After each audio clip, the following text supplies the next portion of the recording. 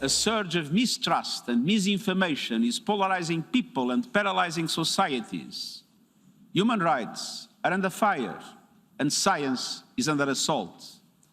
And the economic lifelines for the most vulnerable are coming too little and too late, if they come at all.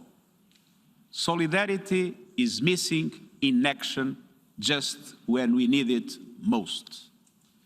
Perhaps one image tells the tale of our times. The picture we have seen from some parts of the world of COVID-19 vaccines in the garbage, expired and unused.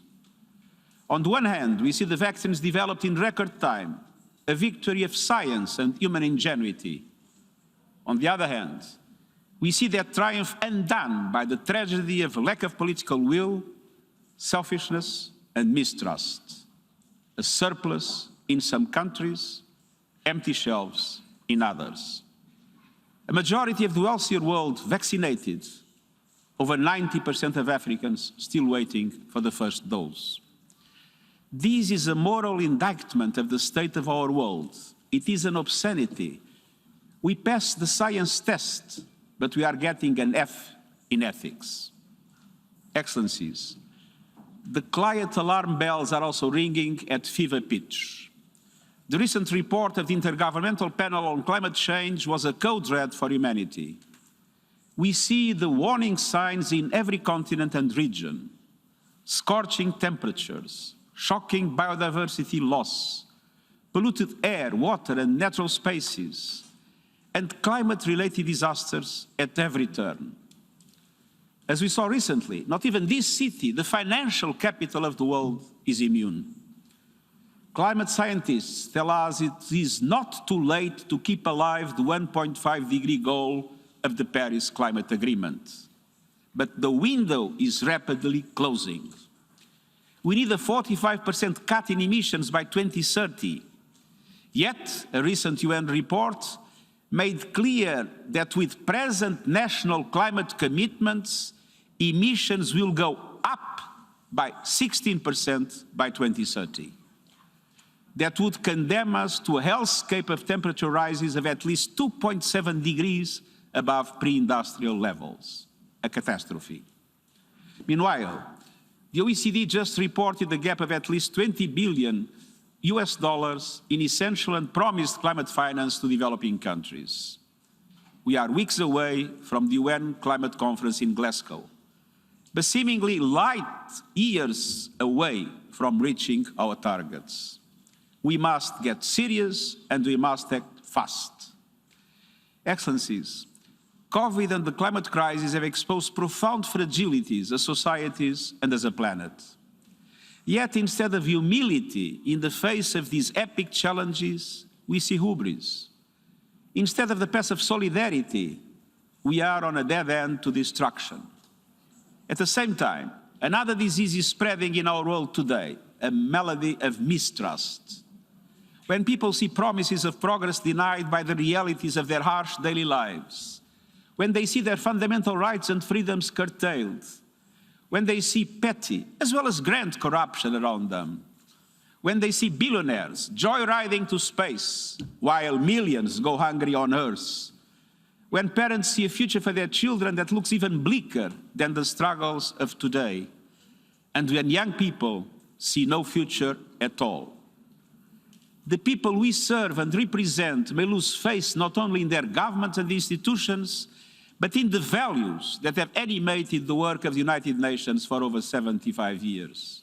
Peace, human rights, dignity for all, equality, justice, solidarity. Like never before, core values are in the crosshairs.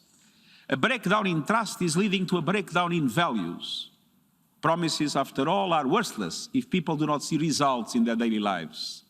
Failure to deliver creates space for some of the darkest impulses of humanity. It provides oxygen for easy fixes, pseudo-solutions, and conspiracy theories. It is kindling to stoke ancient grievances, cultural supremacy, ideological dominance, violent misogyny, the targeting of the most vulnerable, including refugees and migrants. Excellencies, we face a moment of truth. Now is the time to deliver. Now is the time to restore trust. And now is the time to inspire hope. And I do have hope. The problems we have created are problems we can solve.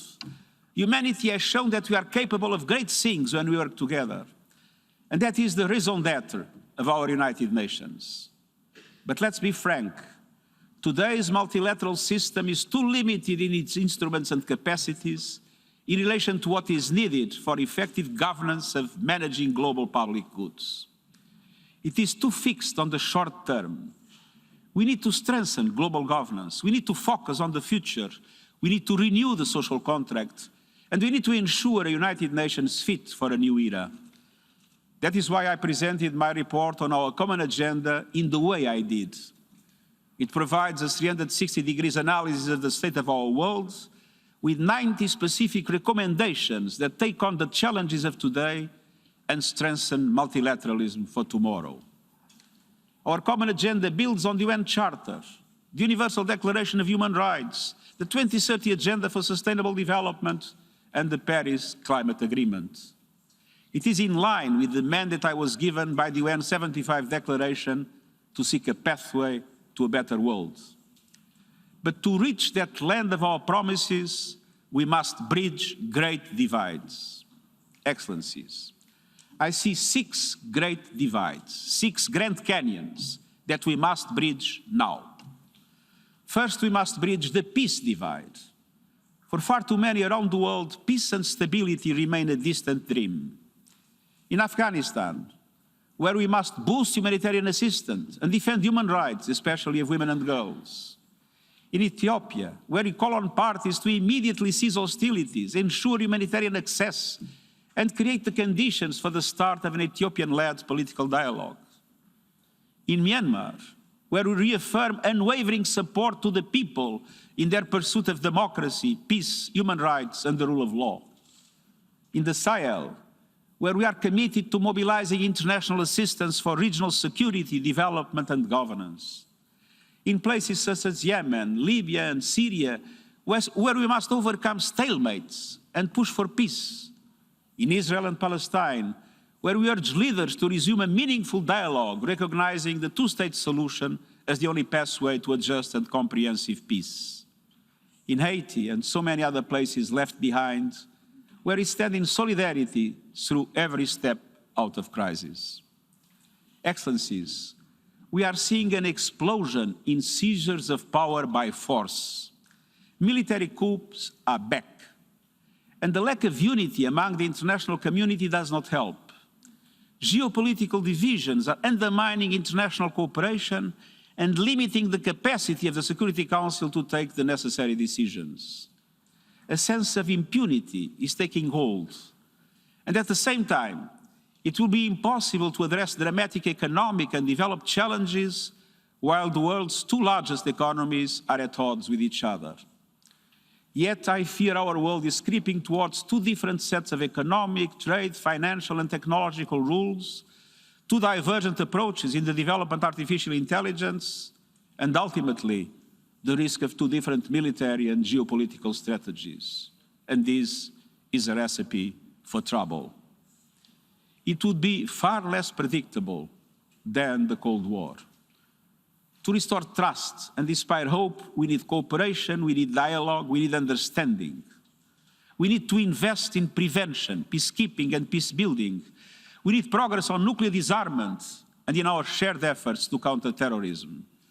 We need actions anchored in respect for human rights, and we need a new comprehensive agenda for peace. Excellencies, second, we must bridge the climate divide. This requires bridging trust between North and South. It starts by doing all we can now to create the conditions for success in Glasgow. We need more ambition from all countries in 3 key areas: mitigation, finance, and adaptation. More ambition on mitigation means countries committing to carbon neutrality by mid-century and to concrete 2030 emissions reductions targets that will get us there, backed up with credible actions now. More ambition on finance means developing nations developing nations finally seeing the promised $100 billion a year for climate action, fully mobilizing the resources of both international financial institutions and the private sector too. And more ambition on adaptation means developed countries living up to their promise of credible support to developing countries to build resilience to save lives and livelihoods.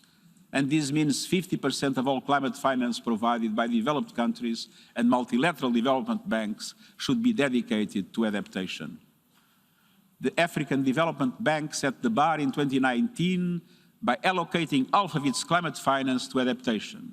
Toda la financiación para el clima que proporcionan los países desarrollados y los bancos. So, my message to every member state is this: don't wait for others to make the first move. Do your part. Around the world, we see civil society led by young people fully mobilized to tackle the climate crisis. The private sector is increasingly stepping up. Governments must also summon the full force of their fiscal policy-making powers to make the shift to green economies. By taxing carbon and pollution instead of people's income, to more easily make switch to sustainable green jobs. By ending subsidies to fossil fuels and freeing up resources to invest back into healthcare, education, renewable energy, sustainable food systems, and social protection for their people. By committing to no new coal plants. If all planned coal power plants become operational, we will not only be clearly above 1.5 degrees, we will be well above 2 degrees, and the Paris targets will go up in smoke. This is a planetary emergency. We need coalitions of solidarity between countries that still depend heavily on coal and countries that have the financial and technical resources to support their transition. We have the opportunity and the obligation to act. Excellencies, third, we must bridge the gap between rich and poor within and among countries. That starts by ending the pandemic for everyone, everywhere. We urgently need a global vaccination plan to at least double vaccine production and ensure that vaccines reach 70% of the world's population in the first half of 2022. This plan could be implemented by an emergency task force made up of present and potential vaccine producers, the World Health Organization, ACT accelerator partners, and international financial institutions working with pharmaceutical companies. We have no time to lose. A lopsided recovery is deepening inequalities. Richer countries could reach pre-pandemic growth rates by the end of this year, while the impacts may last for years in low-income countries. Is it any wonder? Advanced economies are investing nearly 28% of their gross domestic product into economic recovery. For middle-income countries, that number falls to 6.5%. And it plummets to 1.8% for the least developed countries, a tiny percentage of a much smaller amount. In sub-Saharan Africa, the International Monetary Fund projects that cumulative economic growth per capita over the next 5 years will be 75% less than the rest of the world. Many countries need an urgent injection of liquidity. I welcome the issuance of $650 billion in special drawing rights by the International Monetary Fund. But these SDRs are largely going to the countries that need them least. Advanced economies should relocate their surplus SDRs to countries in need. SDRs are not a silver bullet, but they provide space for sustainable recovery and growth. I renew also my call for a reformed and more equitable international debt architecture. The Debt Service Suspension Initiative must be extended to 2022 and should be available to all highly indebted, vulnerable and middle-income countries that request it. This would be solidarity in action. Countries shouldn't have to choose between servicing debt and serving people.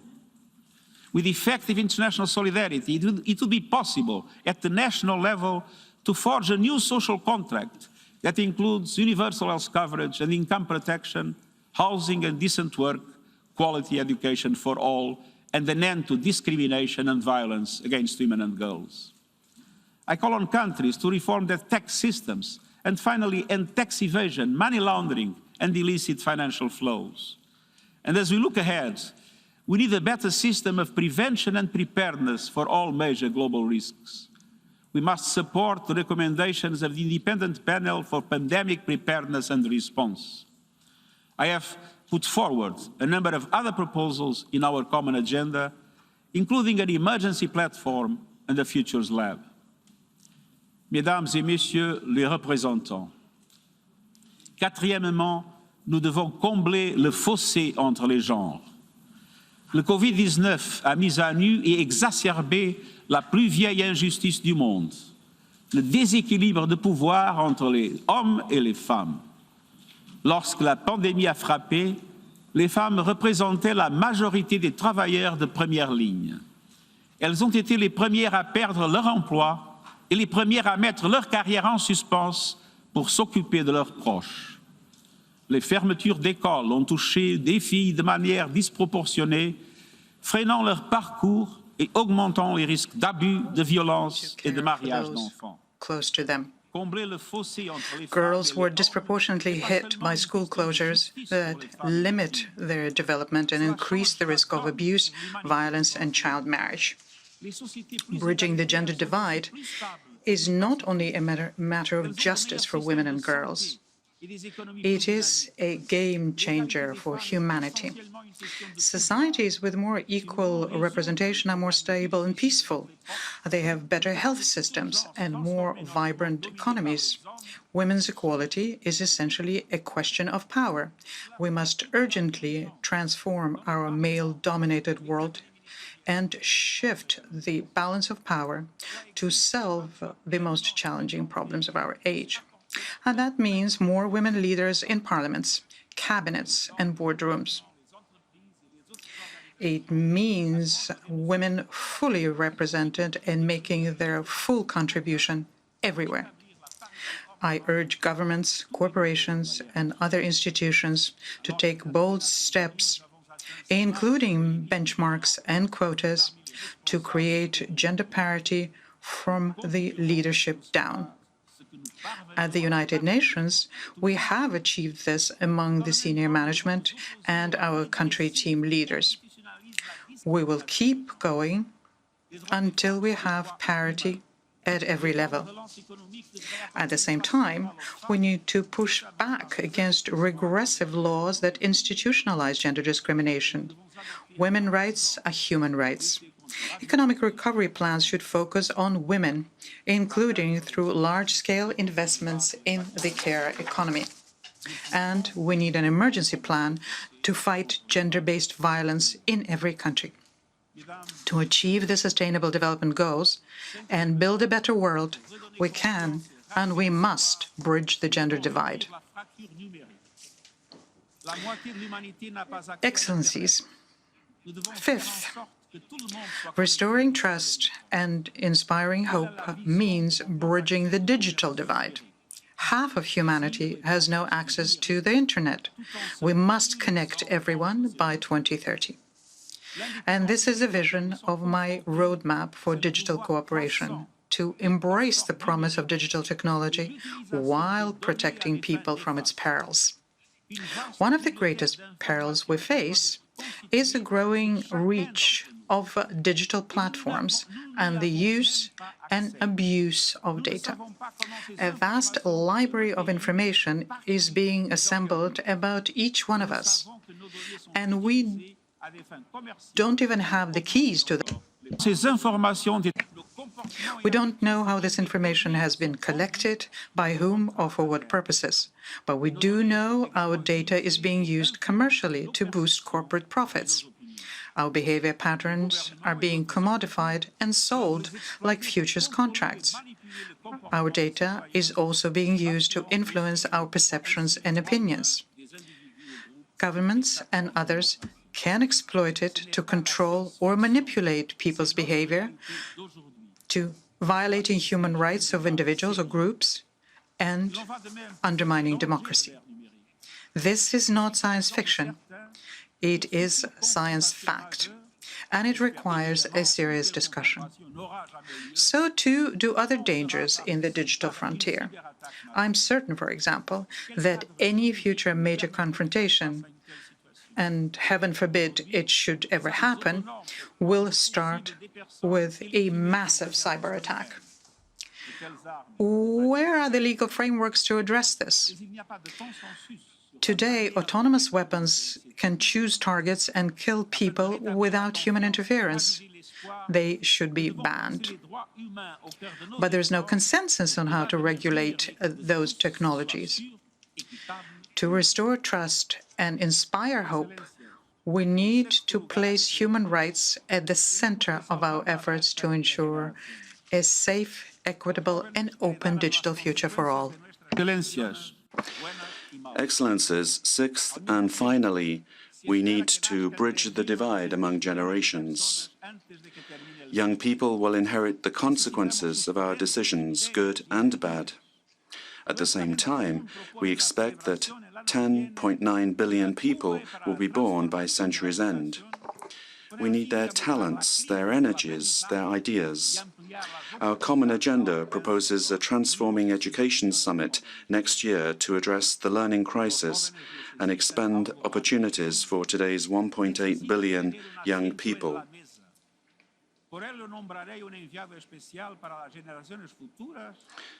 But young people need more than support. They need a seat at the table. And for this, I will appoint a special envoy for future generations and create the United Nations Youth Office. And the contributions of young people will be central to the Summit of the Future, as set out in our common agenda. Young people need a vision of hope for the future. Recent research showed that the majority of young people across 10 countries are suffering from high levels of anxiety and distress over the state of our planet. Some 60% of your future voters feel betrayed by their governments. We must prove to children and young people that despite the seriousness of the situation, the world does have a plan and that governments are committed to implementing it. We need to act now to bridge the great divides and save humanity and the planet. With real engagement, we can live up is by advancing the interests of our common future. Interdependence is the logic of the 21st century, and it is the lodestar of the United Nations. This is our time, a moment for transformation, an era to reignite multilateralism, an age of possibilities. Let us restore trust, let us inspire hope, and let us start right now. Thank you.